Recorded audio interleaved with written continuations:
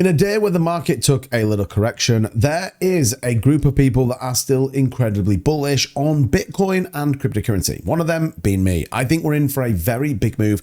I'm going to talk about three things as to why I think we're about to see a massive price run up on crypto, Bitcoin, and everything else. If that's something you like the sound of and you want to know more, make sure you hit that like and subscribe button, and let's get into this video. So we will come back and re-look at the charts in just a minute, but actually Bitcoin, you can see they're down about 0.83% with Ethereum about 1.3, Solana, Luna Classic, as well as AVAX and many others all having a pretty rough day today. That's absolutely normal volatility in the cryptocurrency market, but there are three things at the back that are absolutely going to rocket propel this cryptocurrency market to price targets I think you have only dreamed about in the past. Let's start from the number one thing right now. Reportedly, Donald Trump got $25 million in Bitcoin from the 2024 Bitcoin conference. Now, some of you may think, well, this doesn't make any sense. He's not president, and ultimately we've just given him $25 million to go and push his campaign. The reality is, though, it absolutely unlocks the power of the cryptocurrency market. Now, don't be fooled. They still want your vote when it comes to the official presidency election, but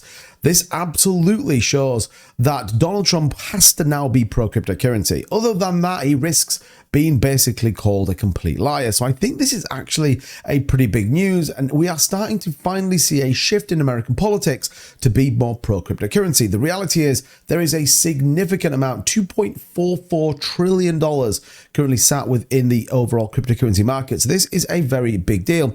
David Bailey here, the CEO of Bitcoin Magazine and Bitcoin Conference, shared the news on X saying Trump raised $25 million as part of his campaign to push over there. And actually, someone who is prepared to go on stage and threaten to fire Gary Gensler and then still raise $25 million shows how bullish the market is. It also shows that people have significant amounts of money that they are ready to dump into this market, which will absolutely push prices significantly higher than I think they've been before. Now, furthermore, there is also some pretty interesting narratives going on. If you joined my live streams and you're part of that community, you know we talk about Russia. Now, Russia obviously at the minute are not doing very good things when the war with Ukraine, etc., but they are very interesting when it comes to cryptocurrency. They're similar in the sentiment to China.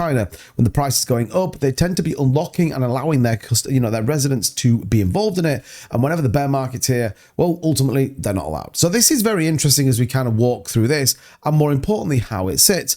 Russia is now apparently going to be able to use cryptocurrency in off-border payments. Significant legislative move. Russia passed two crypto bills on Tuesday that ultimately, after their attack on Ukraine, Russia's been cut off from the global payment network. They are now obviously unlocking this to allow cryptocurrency payments. Here's the kicker.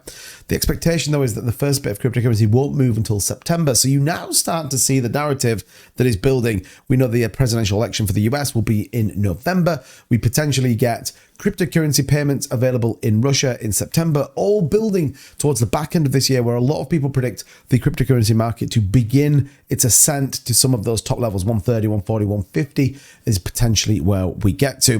The third thing that's absolutely on my mind, and in my opinion should be on a lot of people's minds, are the ETFs, whether that be Bitcoin or Ethereum. We also know now we've got things like the Brazil banks that are looking to get into some of these players, all, guess what, the back end of this year. And you only have to take a look at exactly what's going on. The Ethereum ETFs, obviously the newest ETFs that's come out, Grayscale, as you would expect, continuing to sell their Ethereum, and actually a very quiet day overall. But you can see here that every day that these have gone live, yes, we've been in a negative move, albeit the 23rd we actually saw a positive inflow, and it's all down to Grayscale. Once again, you see and get to the point where Grayscale will eventually have to finish dumping their Ethereum, which will absolutely give us a very big moment to push. There will no longer be Ethereum to dump. There will no longer be catalyst to cause concern in the market. And ultimately, that's where we see a lot of this negativity is around people speculating as to what's going on. And then the Bitcoin ETFs continue to show some real solid inflows and actually removing Bitcoin from exchanges down to about 1.483 million Bitcoin available on exchanges. The final catalyst is obviously this. Mt. Gox, get rid of the $5.3 billion currently sat in that wallet, get it out to those that owned it, want it, and then we can all move on. Wrap it up into a nice little bow. What have we got? Well, there's a lot of catalysts that are building right now that, for me, absolutely cement a very big push in the back end of this year. A potential pro-cryptocurrency president in the US, Mt. Gox will finally be done and dusted, and all of those investors will be paid off, as well as Russia opening its arms to cryptocurrency, and who knows, maybe even China will come along to play as well.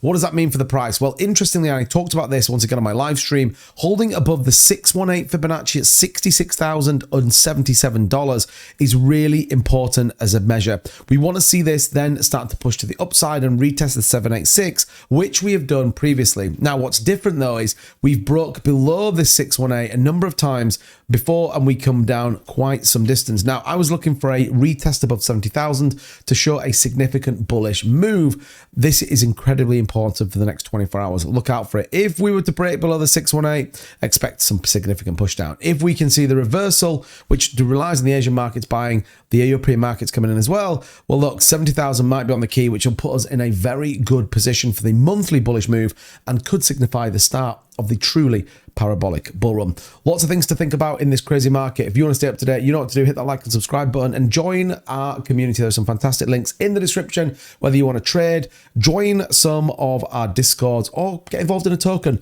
I'm launching one very soon, so do check out Marbits in the description. But as ever, thanks so much for the video. Enjoy the content. Make sure you hit that like button, and I'll see you in the next one. Bye-bye.